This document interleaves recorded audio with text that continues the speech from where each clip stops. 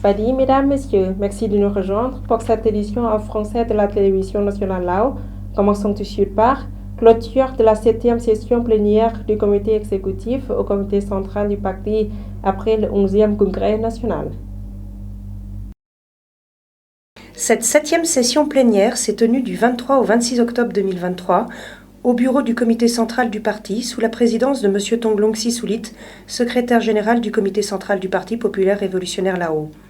Tous les membres et suppléants du comité central du parti, les secrétaires du comité du parti des ministères ainsi que ceux des organisations et provinces étaient présents à cette réunion. Au programme des discussions, les orientations sur la mise en œuvre du plan de développement socio-économique, du plan budgétaire, du plan monétaire pour 2023 et l'amorce du plan pour 2024 relative à la synthèse et à l'évaluation de la mise en œuvre des deux agendas nationaux. Des problématiques concernant la réglementation face aux difficultés économiques et financières et à la lutte contre les stupéfiants ont été soulevées. Autre sujet à l'ordre du jour, le bilan des actions de la défense nationale et de la sécurité et celui des affaires étrangères pour l'année 2023 avant d'aborder, in fine, la marche à suivre pour l'année 2024. Les participants ont estimé à l'unanimité qu'au cours de l'année écoulée, la situation régionale et internationale a continué à fluctuer rapidement, à être compliquée et tendue, ce qui a eu un lourd impact sur l'économie mondiale en général et au Laos en particulier. En effet, notre pays fait face à certaines difficultés économiques et financières. L'inflation galopante, les fluctuations des taux de change et l'augmentation du coût de la vie pèsent sur le quotidien des habitants. Toutes ces problématiques abordées lors de la 7e session plénière du comité exécutif au comité central du parti ont fait l'objet d'une attention toute particulière de la part des participants qui travaillent activement à les résoudre. M. Tonglong Sisulit a appelé toutes les organisations locales et la population elle-même à faire preuve de solidarité et à renforcer son esprit de patriotisme pour que l'effort collectif en vue d'un avenir meilleur porte ses fruits. Une banque de compensation en RMB pour faciliter le commerce et les investissements entre le Laos et la Chine. Une banque de compensation en renminbi RMB a ouvert ses portes au Laos pour permettre aux entreprises et aux institutions financières du Laos et de Chine d'effectuer plus facilement les transactions transfrontalières en utilisant le RMB et de faciliter davantage le commerce et les investissements bilatéraux. Cela permettra également de créer un canal de règlement économique transfrontalier rapide et sûr entre les deux pays. La cérémonie d'ouverture de la banque a eu lieu lundi à Vientiane, en présence du Premier ministre Sontai Siphandorn, du gouverneur de la banque de la RDP Lao, M. Boulua Sinsai Volavong, et du chargé d'affaires de l'ambassade de Chine au Laos, M. Wang Chang. Était également présent M. Zhang Weiwu, vice-président exécutif principal de la Banque industrielle et commerciale de Chine ICBC, M. Li Bin, directeur du bureau de politique macro-prudentielle de la Banque populaire de Chine, ainsi que plusieurs dirigeants de banques commerciales au Laos, des entrepreneurs et des membres des gouvernements lao et chinois.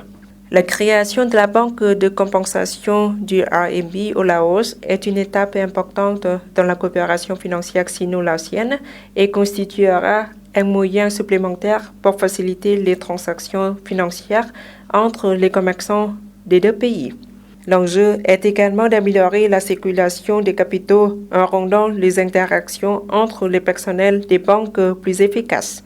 M. Zhang Weiwu appelle de ses vœux une coopération financière plus approfondie entre les institutions des deux pays, notamment en matière de levée de fonds, d'émission d'obligations, d'emprunts et de conduite de transactions sur le marché monétaire en vue d'un bénéfice profitable aux deux pays. La banque ICBC utilisera son potentiel exceptionnel pour fournir des services financiers de haute qualité, contribuer aux travaux de l'initiative La Ceinture et la Route, à la coopération dans le cadre du corridor économique Laos-Chine et enfin promouvoir une communauté de destin entre les deux pays. La succursale de Vientiane de la banque ICBC a été créée en 2011. Elle a été la première banque commerciale chinoise à s'implanter au Laos et est devenue une banque importante dans la facilitation des échanges entre le Laos et la Chine. Le 30 septembre 2022, la Banque populaire de Chine a désigné la succursale ICBC Bank de Vientiane comme banque de règlement en yuan au Laos. Lors de la cérémonie d'ouverture, les représentants de cette banque commerciale, à savoir la Banque pour le commerce extérieur Lao, BCEL, la Banque de développement Lao, la Banque lao-vietnamienne, la Banque Pongsavan, la Banque sino-laotienne et la Banque BIC ont signé des accords de règlement avec l'ICBC. Succursale de la Banque de Vientiane, devenant ainsi les premières banques membres de la Yuan Settlement Bank au Laos. En tant que première banque mondiale pour les transactions en yuan, ICBC Bank a créé le système de paiement le plus avancé du secteur financier et est la première banque à fournir des services de règlement en yuan 24 heures sur 24. ICBC Bank s'est vu confier le rôle de banque de règlement en RMB dans 11 pays avec des services couvrant le règlement, le transfert d'argent, les prêts, les garanties, l'échange de devises et le commerce de produits dérivés. Les transactions internationales en yuan effectuées par le groupe bancaire ICBC sont évaluées à plus de 100 000 milliards de yuan par an. Un séminaire de soutien au développement rural s'est tenu le 26 octobre 2023 au Centre de formation technique Lagorian pour le développement agricole et rural. Ce séminaire a été organisé par le ministère de l'Agriculture et des Forêts en collaboration avec l'ambassade de la République de Corée au Laos. Ont participé à ce séminaire M. Kikeo Signavong, vice-ministre de l'Agriculture et des Forêts, M. Chung Yong-soo, ambassadeur de la République de Corée au Laos, Mme Mi Yong-jin Kim, chef de KOICA, Korea International Cooperation Agency au Laos, ainsi que les cadres concernés. Lors de ce séminaire, les participants ont évoqué la stratégie et les orientations du développement rural au Laos et les enjeux de coopération pour le développement rural avec les organisations concernées de la République de Corée qui fournissent une assistance au Laos. Présentes au Laos depuis plusieurs années, ces organismes sont les suivants: KOICA Economic Development Cooperation Fund, EDCF, Korea Rural Community Corporation, KRC, Korea Plant Industry Association, KOPIA et SEMAUN. Dans le passé, la République de Corée a fourni une aide au développement rural pour de nombreux projets dans le cadre de la coopération bilatérale et multilatérale sous forme de subventions et de prêts à faible taux d'intérêt. Les projets les plus remarquables concernent le déploiement des infrastructures agricoles et forestières, tout en générant des revenus pour les agriculteurs et en améliorant les connaissances techniques locales. Les provinces bénéficiaires ont été celles de Savannakhet, Siang Khouang, Vientiane, Burikamsai, Champasak, Salavan et Sekong.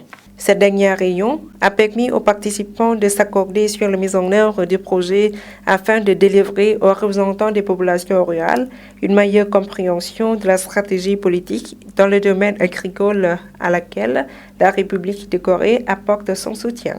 Ce fut l'occasion pour l'ambassade de la République de Corée au Laos et l'organisme KOICA de remettre 9 voitures et 17 motos au département du développement rural du ministère de l'Agriculture et des Forêts, voitures qui seront utilisées dans le cadre de la mise en œuvre du projet d'aide coréen.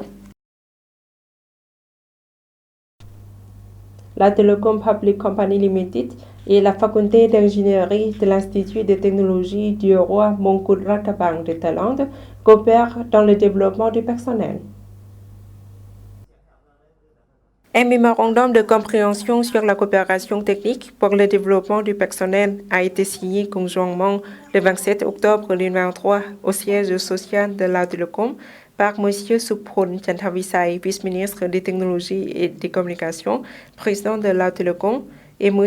Somnyot Kiatvanit Vilay, doyen de la faculté d'ingénierie de l'Institut de technologie du roi Mongkut Ratchabang. L'objectif de la signature du protocole d'accord est d'élargir la coopération technique, l'échange de leçons, le développement du personnel, l'organisation d'activités et la création de divers projets ensemble visant à avancer le secteur des télécommunications du Laos pour s'adapter à la modernisation mondiale actuelle.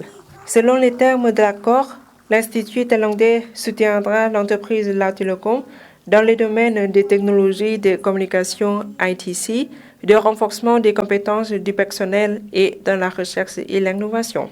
Les moyens déployés pour y parvenir sont l'échange de personnel et le transfert de connaissances dans le domaine des ITC. Des bourses de master en ITC seront également proposées aux employés de l'entreprise Lao Telecom.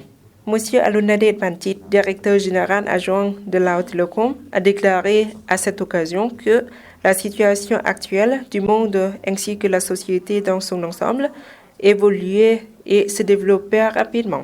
L'éducation progresse, les économies se développent, la science et les technologies s'affranchissent des contraintes du passé, la société tout entière est en route vers le progrès.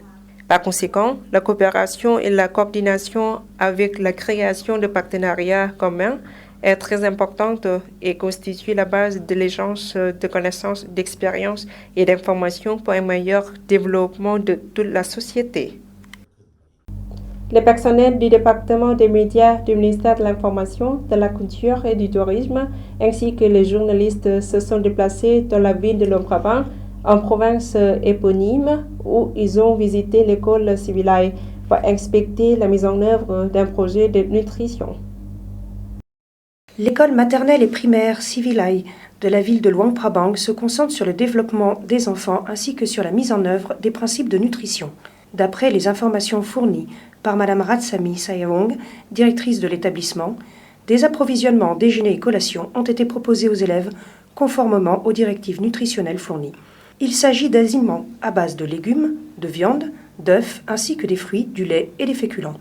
L'école a coopéré avec les autorités provinciales et les parents pour surveiller la santé des enfants en appliquant des recommandations pour que ces derniers reçoivent alimentation de qualité. L'école maternelle et primaire Civilai a été créée le 20 février 2020 dans le village de Naluang à Luang Prabang. Actuellement, elle compte 74 enseignants et 647 élèves. Le projet de voyage d'études internationales des médias 2023 sous le thème « Encourager une croissance à haute valeur ajoutée et écrire un nouveau chapitre dans le développement moderne » se tient dans la région autonome spéciale de Guangxi en Chine. La cérémonie inaugurale de ce voyage d'études des médias étrangers en province du Guangxi a eu lieu le 25 octobre dernier. C'est un projet soutenu conjointement par le département de publicité du comité du parti de la région autonome de Guangxi et de l'agence de presse du Guangxi du district de Nanning. Elle s'est déroulée en présence de près de 30 journalistes étrangers issus de 8 pays, des autorités concernées et des médias chinois qui ont participé pour en savoir plus sur le développement socio-économique de la région autonome de Zhuang au Guangxi, notamment sur les districts de Guiyang et de Guilin. Monsieur Li Qing, chef adjoint de la publicité du comité du parti de la région autonome de Guangxi, a déclaré avoir invité les médias, leurs dirigeants, les journalistes, les rédacteurs et les influenceurs des médias sociaux en ligne, soit près de 30 personnes issues de 8 pays, à savoir le Cambodge, l'Indonésie, le Laos, la Malaisie, le Myanmar, les Philippines, la Thaïlande et le Vietnam. Toutes ces personnes viennent au Guangxi pour s'imprégner du modèle de développement de la nouvelle ère, encourager les secteurs émergents de la province, connaître la riche culture locale, témoigner de l'essor d'une économie verte avec de magnifiques paysages naturels. Ce programme de voyage d'études des médias durera 7 jours. Les participants découvriront de beaux sites historiques et culturels de Chine, Guiyang, une ville qui a été créée depuis des milliers d'années, et Guilin. En plus de visiter des entreprises technologiques exceptionnelles, des parcs industriels modernes et des sites d'ingénierie importants, les médias s'inspireront de villages aux caractéristiques ethniques particulières et participeront au Festival d'art de Guilin. Ils témoigneront de la renaissance des zones rurales et de l'intégration du tourisme culturel comme pont reliant la province du Guangxi à l'ASEAN et au reste du monde. Voilà, c'est la fin de cette édition. Toute l'équipe vous remercie pour votre fidélité. Pour voir nos reportages, rendez-vous sur la page internet du journal en français de la télévision nationale Lao. Au revoir.